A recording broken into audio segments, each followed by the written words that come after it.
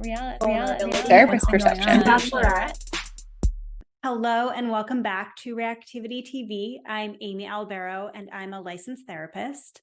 I am Chris and I am not a licensed therapist. I am, however, a husband with an opinion. A very big one. And today we're here to talk about the Golden Bachelor season 1, night 1. And this is part A of our Reactivity TV podcast for the week, with Bachelor in Paradise also starting this week. We felt like we couldn't not talk about that. So we'll be back with a part B for Bachelor in Paradise for all of you who are watching that too. Yeah, I think the contrast between the two shows, it makes for a really interesting discussion. Also, though, is it just me or does it feel like we can just like wrap this Golden Bachelor season up right now? Like, I feel like there's a front runner that is so far and away ahead of everybody else. Like, what are we even talking about at this point? Well, I mean, that is definitely like one of the benefits and drawbacks to like having this like breakout star basically of episode 1 is, are we all just like counting down the episodes until he inevitably picks who we think he's going to pick? Or does that mean that they're like setting us up to have like a huge surprise, twist, disappointment, letdown at some other point? Like, it feels a little too easy. Yeah, and you've been married 43 years. You might just want to go a little rogue. You know, you might not want to go with the safe, obvious pick. You know, some people don't need 43 years of marriage to go rogue. Well, we're getting ahead of ourselves.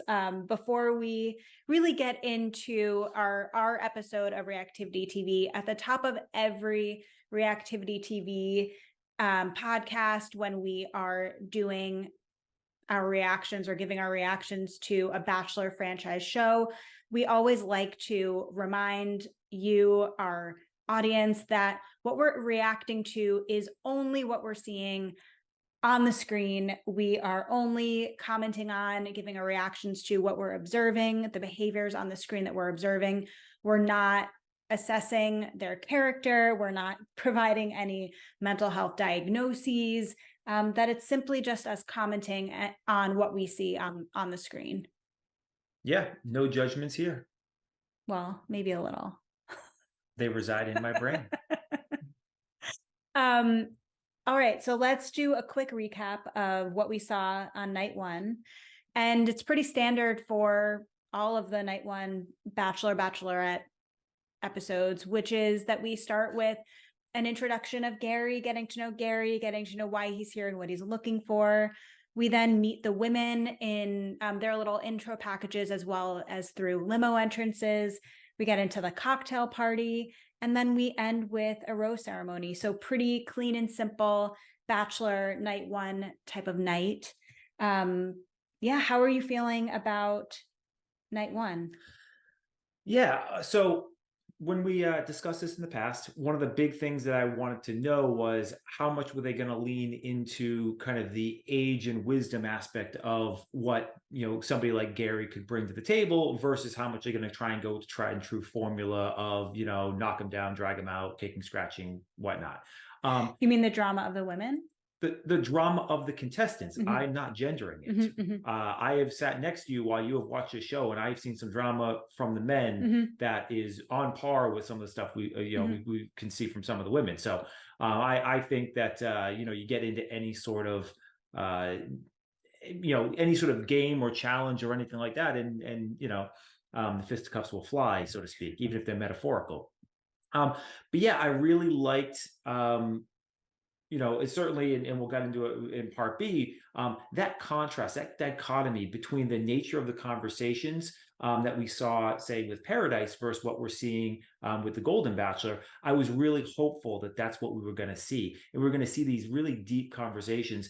And not all of them were. There were plenty of women who sort of leaned into the tried and true formula. But I think we really did see a couple of standout early stars that took that direction of really truly having deep, meaningful connections in a way that a 20 or 30-year-old challenges that it's a challenge for them to do. No, I totally agree, and we're definitely going to get into that, especially as we get into like the cocktail hour portion of the episode. But this season, the series, we as like Bachelor franchise audience members have been waiting for. And I felt like, okay, we've waited a long time, but we've waited for the right one. Gerry was the perfect pick for our first Golden Bachelor. We learned so much about him. Chris and I actually watched the episode twice in preparation for us to be able to react to it. And I was tearful both times watching Gerry talk about his relationship, his marriage, their dreams, her death. I mean, it really got me. It made me just so emotional. Yeah, I, to be married 43 years, I can't even imagine what it would be like to lose a spouse after 43 years. We're at the 10-year mark ourselves. We've been together 15 years. And I just, know, how much I love being a husband now and how much that would just completely destroy me at this stage. I can't even imagine tacking another 30 years on where that becomes so ingrained in your identity and who you are, and having that partner for so long and losing that individual. I just can't even imagine what that must be like. But you can tell he is such a genuine human being, so loving. He was able to demonstrate so many times in just this 1 hour episode, just what a good person he is. His speeches were fantastic. Not a ton of words, but nicely stated. He's intentional. Everything is so intentional, and really, when you see him tear up and get emotional, it doesn't feel like it's for the cameras. It feels like this is truly who he is. A man who really truly loves hard and deep. And we're going to get into some other examples later on. I don't want to spoil it now, but he's a great first Golden Bachelor. I think he's just a great Bachelor in general. And I think from what we've seen in so far on just this first episode, I think he's really, can be a role model and an inspiration to a lot of people at all ages on what it truly means to love and what it means to take on the role of being a husband. Yeah. No, and again, you've alluded to this in part B when we talk about Bachelor in Paradise. These are 20 and early 30 somethings looking for love, but it doesn't really seem like they even know what love is.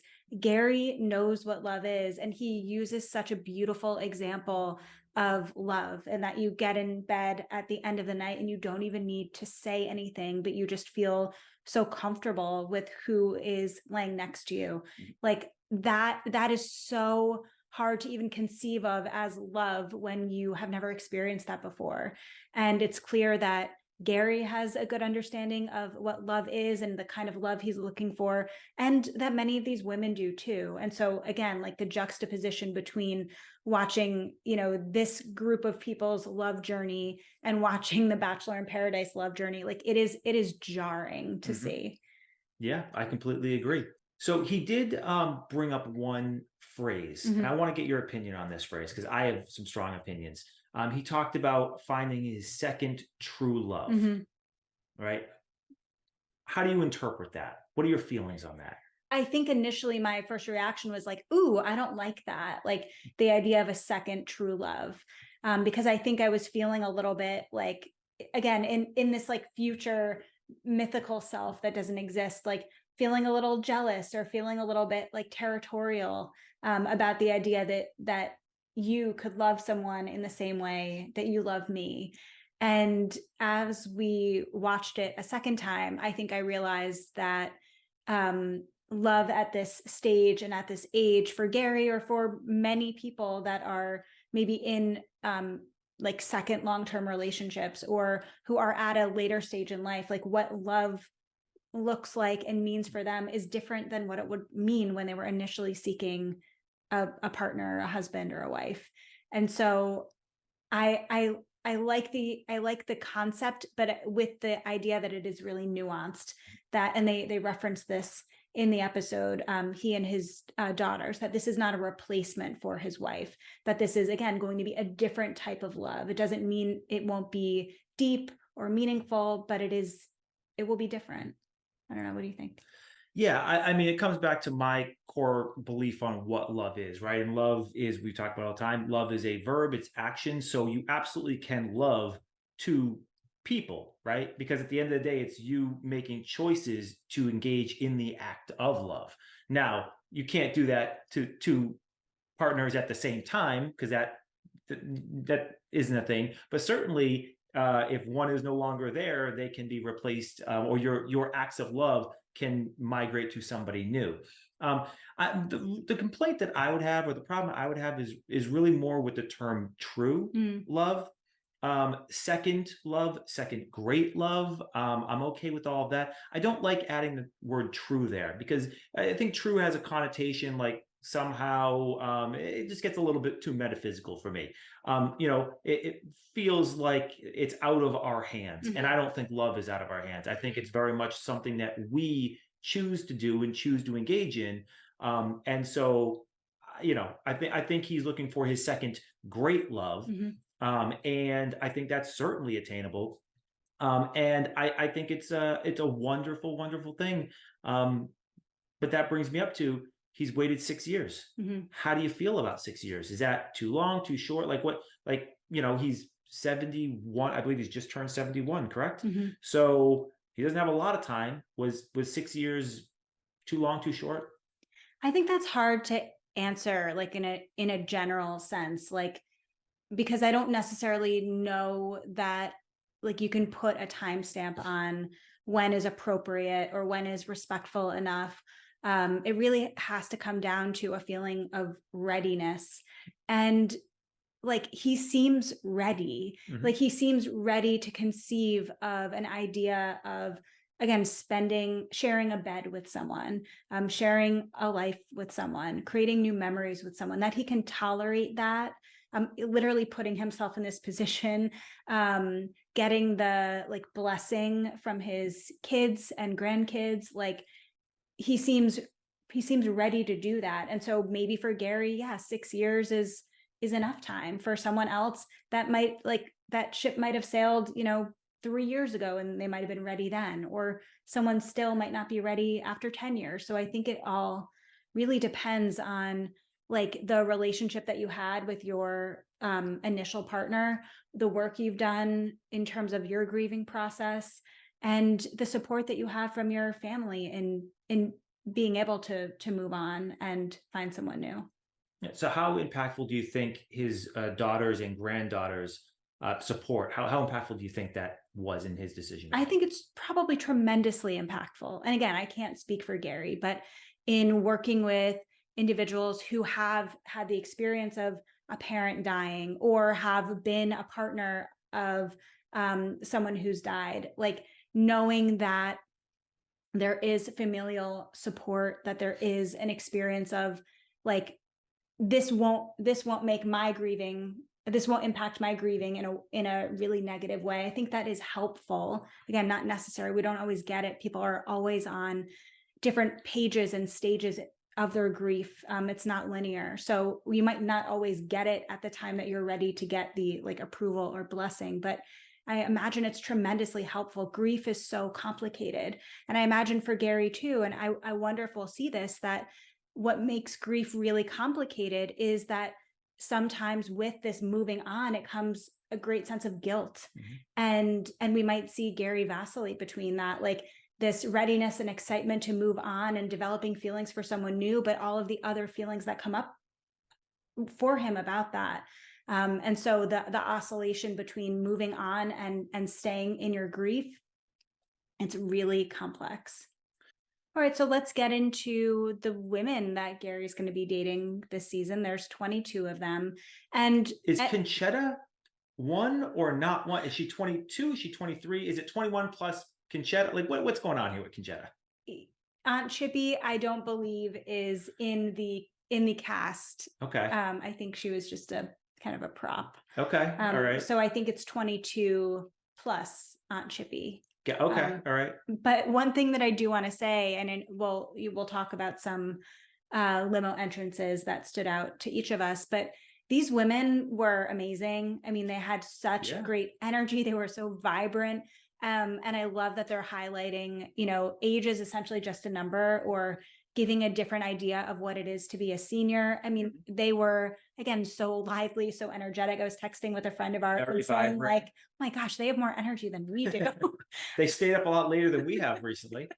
Yeah. And so I loved that. I loved seeing these women at ages that we don't typically see on TV, like just owning it, owning themselves, owning the stage of life, owning, their search for love. And that you don't need to, like, your ability to search for love doesn't have an expiration date. And I loved seeing that. Yep. So in terms of the women coming in the limos, so should we start with Edith? Yeah. Fresh out of the limo, first one. What did you think of her? I love that they started with Edith. I mean, she, again, gorgeous woman wearing a beautiful gold dress, coming out with she seemed comfortable and confident. And they started with a bang, literally, of gold confetti. I just thought it was a really nice way to start. The first limo entrance always sets the tone for the night, for the season. And I thought they made a great first pick. Yeah, I loved it. Simple. Yeah. You know this about me. I don't like the gimmicky stuff. When we used to watch American Idol years and years ago, what was the first thing I'd always say? Don't let them talk. I don't want their intro. Get up there, sing, and get off the stage. I tend to not want all this backstory type stuff. I'm not interested. I'll make an assessment of who I think you are based on what I see you do. And so I'm already tend to be I don't like the gimmicky stuff. I loved Edith's opening. I thought she's a beautiful woman. She seems very nice, seems very genuine, great opening, great first person to have in there.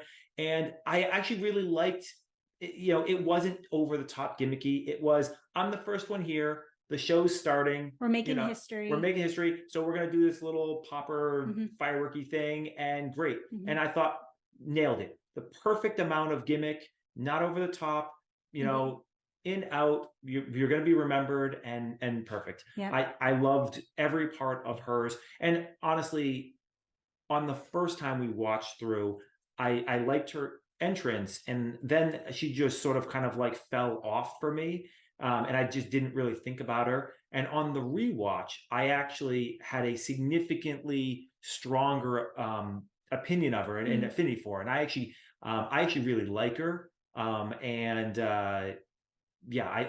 think she could be a strong contestant here. And I would one episode in be advising Gerry to keep an eye on that one. All right, we'll see if Gerry listens. Yeah, I mean, maybe he's a podcast listener. So who else stuck out to you? So we started with somebody we both liked. Let's go to somebody that I did not like. And it's not that I didn't like her, it's that I just didn't like the whole thing. And that was Ellen, which I believe she was number 2 out. She was the one she's unfortunately has the dying friend, Roberta. I didn't like it was all centered around her friend and why is she here? She's here because her and her friend, watch the show together, and it felt like the whole finding love in Gerry was like an afterthought. And I just felt like that just doesn't feel like you're here for the right reasons. I understand and respect, like you're grieving as we turned out from the final credits, that does seem like Roberta has passed at this point. And so there is a grieving process going on, and I respect that. And we all grieve in different ways. But at the same time, I just didn't feel like she was demonstrating being here for the right reasons. I just want to say, as someone who never watches this show, here for the right reasons. First off, okay, let's start off. Okay. I actually think the Golden Bachelor might be the first time in the history of this entire franchise where there's a possibility that there's a single person in the show actually here to find love. See, I really liked Ellen. I mean, her dress was beautiful. She was beautiful. I loved that. Comes out of the limo screaming, Roberta, we made it. listen, like as you were talking about grief, her best friend is dying. And whenever we are faced with mortality, whether it's our own or a loved one's, it really often gives us an opportunity to have a different or greater perspective on life. It might create some sense of agency or change that we want to create in our life, like kind of, that's why like the idea of bucket lists Mhm. exist. And so I could imagine, like, yeah, maybe finding love for her is secondary. Like, it seems like the relationship she has with Roberta, that might be who her big love is right now. And so why not find a way to honor her best friend and honor herself in going on this journey, on this adventure. And I kind of loved that Yeah, like okay. for both Gerry and Ellen, like that this love, this romantic relationship doesn't have to be the end all be all thing. And I imagine at that stage in life that Gerry isn't necessarily looking for someone who he is their entire world and vice versa. Like I don't think that again, I'm not 70, but I know at upper 30s, I'm not necessarily looking for that either from you anymore. Whereas I was when I was, 23 or 24 when we were more seriously dating. And so I'm okay with it. Not there for the right reasons. What are the right reasons at this stage of the game? I don't really know. All right. So who else do you want to talk about? Speaking of someone who's not there for the right reasons, I know where you're going. who do you think I'm going to say? You're going to be thinking of the one that I have dubbed the Golden Influencer, Miss Leslie. Yes, Yes. Leslie. So Leslie exits the limo. She's got a whole gimmick. She's wearing the grandma outfit with the walker. Hated the gimmick. And then she, strips the clothes off and she's wearing like a cute little mini dress. And yeah, that was a big no for me. It was just a little too performative, a little too try hard. You know how I feel about a try hard. I cannot stand it. I don't like when someone is trying to tell us who they are. I much prefer that they kind of just show us through their genuine actions who they are. Mhm. And I just felt like Leslie was doing a whole lot of like, this is me and this is who I am. And I used to date Prince and he wrote a song about me. And it just felt like so clout seeking. Completely agree. I just wasn't a fan. Yeah, and I also, I mean, I don't like the gimmick at all. I thought it was like kind of over the top. I think that Gerry rolled with it, and it's something to say about Gerry. He rolled with it. There was no point in time where he looked awkward or didn't know what to say, and that is a skill to just be able to always say something and always be responding in a way that's sort of affirming and positive. And like, this is one of those moments where I would have been standing there being like, what am I going to respond to with this one? I have no idea. And he just like, do you need some help? Like, let me, and so kudos to Gerry and in that skill, because that is a great It's like skill to have. improv. Great, yeah, exactly. Great skill to have. And he executes it so well. But yeah, Leslie, I don't like when they're like, oh, let me like teach you a quick dance step, kind of let's like dance. And she went back to that twice. She did that in the cocktail hour too. I just didn't think it worked. Right. Is that all you got? But it's just like, why is this a thing? Are you trying to lead? What message are you trying to convey here? What through that initial demonstration are you trying to tell Gerry about yourself and what kind of life you are going to have together? How does this tell me anything about who you are and what we could have together? And it just didn't feel like it was there for that. It felt like, look at me, look at me. And again, granted, maybe coming out of the limo, wanting to stand out, that's what you do. He said later, I remember the dress. So, okay. I mean, it was a beautiful dress. It was actually one of my favorite dresses. Yeah, it was adorable. It was very cute, very fun. Seemed to embody her personality. But like, yeah, I was not there for that. That was my least favorite entrance. Yeah, of the ones that we got to see, because we didn't obviously see all of them, it was definitely one that was a real big miss for me. Yeah. All right, last one, Faith. She was the last one, rolled in on the motorcycle, played the guitar later.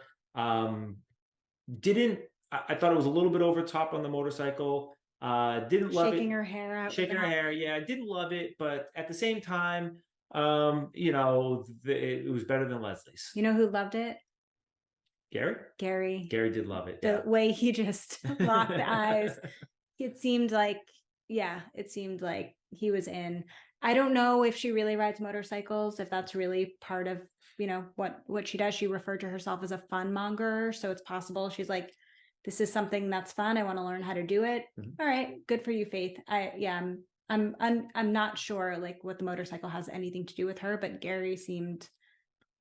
Yeah, there's no question that Gerry was completely in on her, and we saw that once they were in the cocktail hour together, a cocktail party together. They had, I would say, one of the strongest connections. It felt to me like their chemistry jumped right out of the screen when she took out the guitar, started singing. Absolutely beautiful voice. Was not expecting that at all. And so she's demonstrated very quickly that she, has a lot of very interesting and unique skills. But just the way they connected, the way they talked, we talk about the juxtaposition between what we're seeing in Paradise versus what we're seeing on the Golden Bachelor. And when you think about the questions that they were asking each other, the conversations they were having, like how locked in they were absolutely captivated by one another. Absolutely. And I thought, if he wasn't already smitten with the motorcycle ride in, he was certainly smitten afterwards. I was smitten afterwards. I thought she really demonstrated, why she was there, what she's looking for, and they really seemed to have a nice, great connection. Yeah, no, that was a really, really beautiful moment to see. Before we get into some like more individual moments within the cocktail hour, one thing I also want to address that we saw in the cocktail hour, cocktail party, was again these women, how wonderfully supportive and encouraging and empowering they were to one another. Oh, I love your earrings. I love your dress. Gosh, you're so beautiful. Like explaining the rules to each other. I mean, it was so lovely. And again, we keep doing this comparison, this Venn diagram of Bachelor in Paradise and Golden Bachelor. Like we do not see this on night one on like a typical Bachelor season. It's a lot cattier. There's a lot more drama. It's a lot more competitive. And again, it speaks to insecurity, or maybe speaks to why they're really there, right? Where these women on the Golden Bachelor were just like, they could settle, they could chill, they are secure in themselves, they know themselves, they're not threatened by other women. Like, damn, that was so like inspiring and aspirational to see. Just like the wisdom and security that they had at that age and stage of life. Yeah, I completely agree. I really liked to see how they interact. Last thing I want to see, I think that we should be looking at our elders for wisdom and for information and guidance and as role models. And last thing I want to see is a bunch of 60-plus-year-old women, yelling and screaming at each other and acting like 20-year-olds. I was really hoping that they were not going to take that direction. It doesn't appear that they did. It appears that they found really lovely women who, are there for the right reasons and are, just genuinely, in for a wonderful experience. And I'm in for that. I really enjoyed seeing that. Me too. And Gerry's speech. Oh yeah. Beautiful. Short, Beautiful. sweet, simple, to the point, and was more about the women and his like appreciation of who they are and them being there. Oh, yeah. He's a gem. Yeah, agreed. Other interactions we saw kind of in the cocktail party, we saw Gerry get some time with April. So April is a fellow therapist from Florida, and she was someone who did also have a memorable entrance. She came in with like the basket of eggs and said that her eggs are still fresh. Kathy called her the Easter Bunny, I believe it was. Yeah, like that. And so she definitely made an entrance. She's clucking like a chicken everywhere. And then she sits down with him and gives him a calendar. That's literally all April which I thought was really, really funny. Um, Yeah, on the first watch, I was like, "What is going on here?" And then on the second watch, I really appreciated it more. mhm, Part of it was because I had a second to really think about it and realize like my mother would be the clucking chicken woman, and so I was like, "Oh yeah, you know what? I get it. You know, she's got her personality, she's got her thing. mhm, It works in this really weird, bizarre sort of mhm, way." mhm, Another beautiful woman, mhm, and just so vibrant, mhm. and she just seems like so much fun, Yeah. exhausting, but like fun. Like I want to hang out with her like 4 hours a day, and then I want to take a nap afterwards. But here's the thing, like if we think about April and Leslie, both kind of like these big personalities, Yep. I believe April. Like I Oh yeah. believe that's who she is. Kind of quirky and goofy and silly and I you know, I buy it. Hmm. One thing that I thought too, well, gosh, I wish I had written down April's exact words, but when she was sitting with Gerry, she said something about how like there's she wants to explore these other parts of her life Hmm. other than, you know, being a therapist and you know, like the current life that she has now, which I really appreciated. And then Gerry says to her, "Oh, you're a therapist. Are you analyzing me right now?" Which I just thought was so perfect because as a therapist, I hate telling people that I'm a therapist because that is almost always the exact response I get. It's kind of like comedians when you tell them you're a comedian, the first thing is, "Oh, tell me I a mean, joke." yeah, It's yeah. like you just know what the response is going to be. It's Mhm. never satisfying. Right. Yeah, yeah. Yeah, yeah. And I thought her answer was perfect. It was like, "Well, I think you're really nice." Um, and because it was just enough, it was true, and she didn't take the bait and go into like a true analysis of him.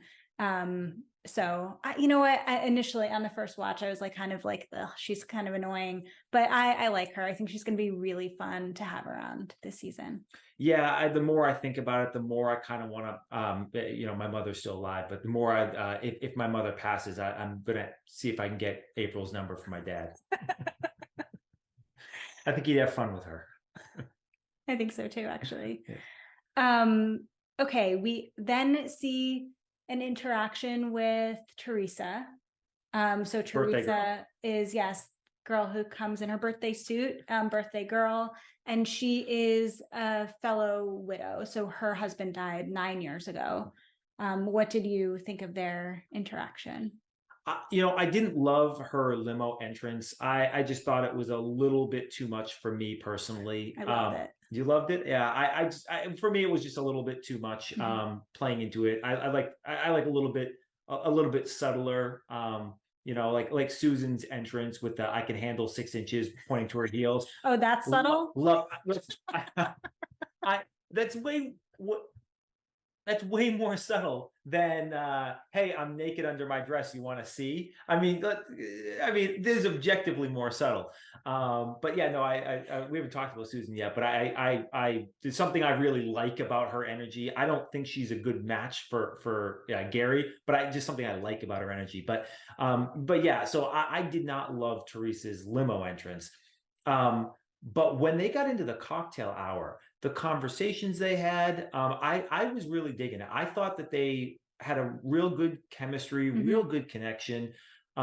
She started to, instead of doing all the gimmicky stuff from limo, she started to really talk, Mhm. and you got a glimpse of like why she's really there. And again, you kind of saw the eye Mhm. contact. I was in on this relationship. I Mhm. thought that this seemed like a really nice Mhm. woman who's probably there for the right reasons. Well, I she felt said so many times, sorry to cut you off, like, I just want to fall in love again. Like, I just want to be in love again. Like, she really, that is what she's looking for. And like concerns me a little bit because like we kind of talked about this on part B with Golden Bachelor. I'm sorry. We talked about this on part B with Bachelor in Paradise when we were talking about Kylie and kind of romanticizing Avon, who she's never met. You know, the same might be true for Teresa in just like wanting love and wanting to find love so badly that you might not be properly assessing if Gerry is a good love match for her. He's just a really great, handsome guy that's in front of her. So that's something that, you know, I'd want her to be disowning about. So when Gerry says, "I've got something for you," did you think he was going for the rose? Oh my God. Yeah. Well, I mean, because it felt like so obvious at that point, the rose was going to Faith. And then when he said, "I have something for you," after the first impression rose was dropped, I was like, oh, damn. Yeah, production did a great job on dropping that one. Yeah. I was the same. I thought Faith obviously was getting the first impression rose. Whoever comes and drops it, you know, drops it in the room. And then we cut over Jesse, and we come over and cut to you know, the two of them, and he's like, "Oh, hold on a second." Instead, she gets a cupcake. Why did Gerry eat the cupcake? He didn't even take the wrapper off. He did not take the wrapper off. No. I was wondering, like, was he doing her a favor? It was too sugary. Didn't want to get her blood sugar up that late at night. Like, I don't know how that works. I know it's a concern as you get older. But yeah, I thought the whole thing was cute. I thought getting her a cupcake. I know that the producers and all these other people are really the ones doing it. But I thought his execution of it was great. I thought, and I really want your opinion as a woman. I loved the whole, like, if I get stuff on my face, you're gonna help me remove it, right? You want to talk about like just fun, cute, like sort of whatever. Like I loved it. Basically asking for a kiss. How did it play for you? Keep in mind he's 71 and he hasn't had to date for 43 years. For somebody who hasn't dated for 43 years, I was like, damn, Gerry, way to go. You tried something. There are times that I feel like I'm a pretty insightful person. You know, it's like my job, kind of your job. My job to be. This interaction played out, and I said to Chris, wait, do we think he did that on purpose to get a kiss? It like I think because I have Gerry pegged as this like sweet, innocent guy. And so your take is that he like he was literally saying, lick this frosting off my face? He said, if I take a bite and get frosting, like she blew the candle out. He didn't even give her an opportunity to lick the candle or like even take the candles out yet. He's already like, if I smash this thing in my face, you're gonna help me get all that frosting off. And she's like, absolutely. Big old teacup eyes, yeah. Well, damn, good for Gerry. Yeah, so it worked for you. I don't think it would work for you or for like someone younger at this point. And you're telling me if I smash chocolate all over my face, you're not going to lick it off? No, go handle that yourself. But what if you smash chocolate on your toes? Am I allowed to lick that?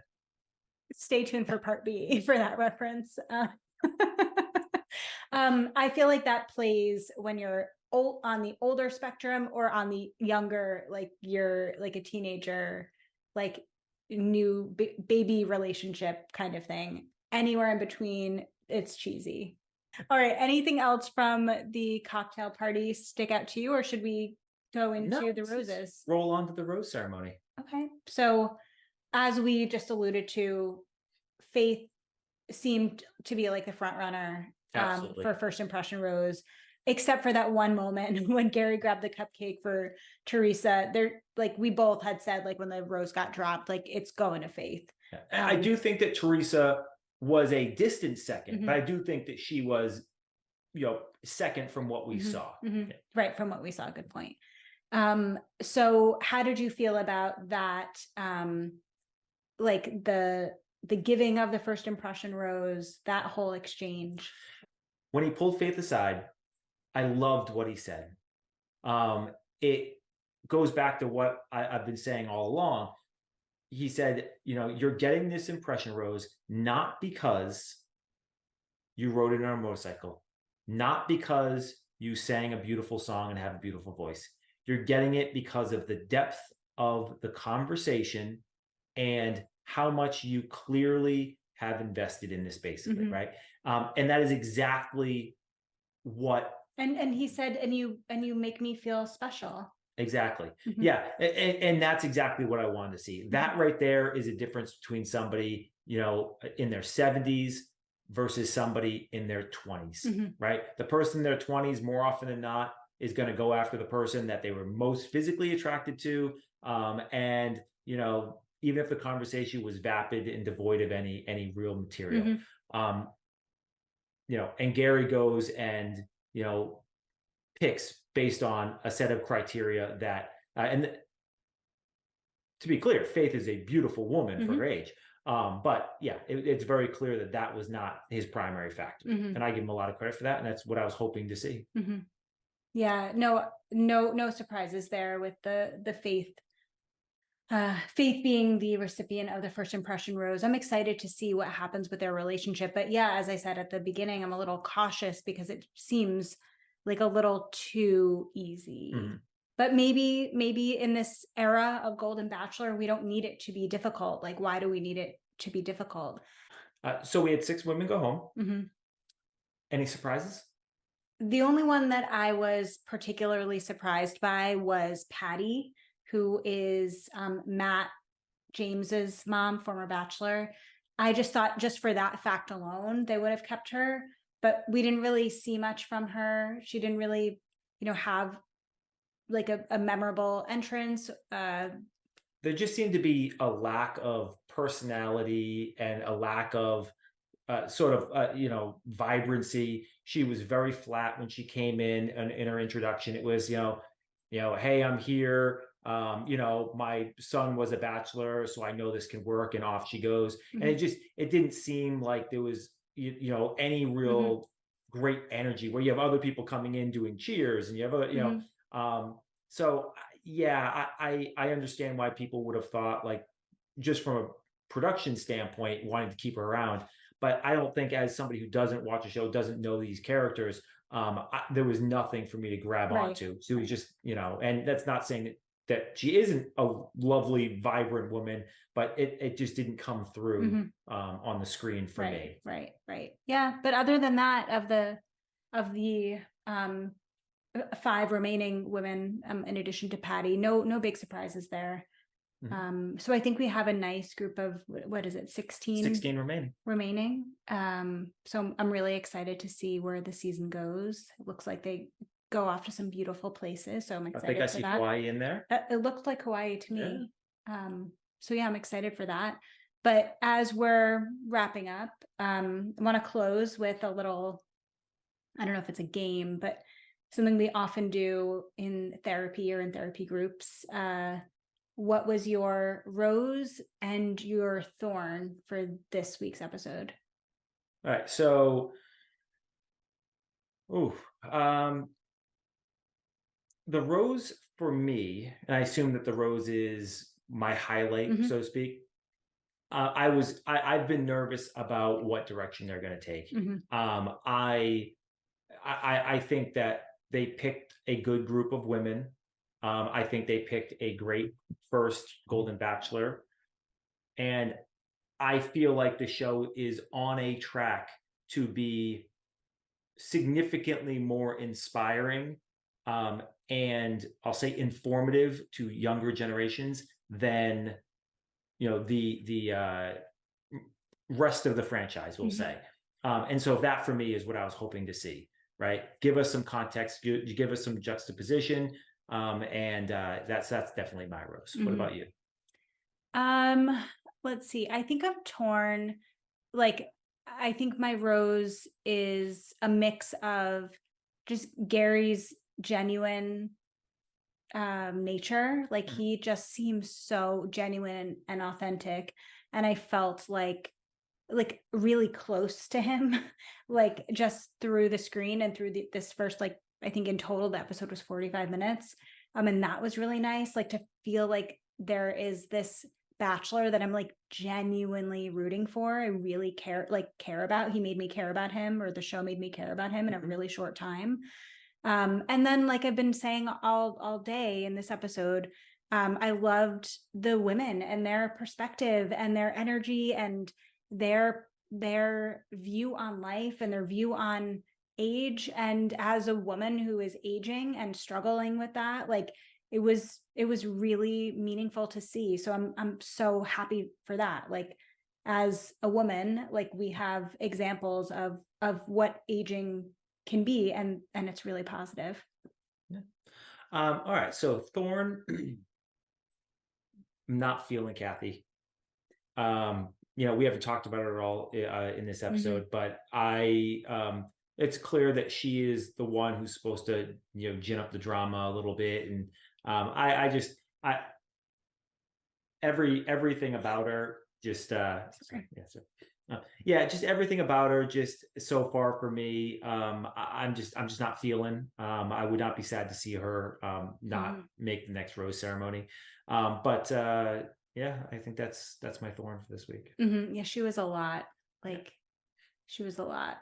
For me, my Thorn was, I think it was Leslie, just like the try hardness of Leslie that came off like against the backdrop of all of these other women that seemed so, again, genuine. She just felt like she was a little too performative, a little too try hard, a little too look at me. And again, she's gorgeous woman who sounds like she lived a really interesting life. You don't need to do all that. Like it's giving Braden from Bachelor in Paradise. I just felt like it was just a little too much and it was unnecessary. So that was my Thorn this week. Yeah, I think that's fair. Okay, so we've been alluding all episode to our part B of this episode, which is all about Bachelor in Paradise season 9. Very different takes. Very different show. Experience. So if you're watching that too, make sure you check that out. But we will be back next week with episode 2 of the Golden Bachelor and episode 2 of Bachelor in Paradise. We will see you then. Bye. See ya.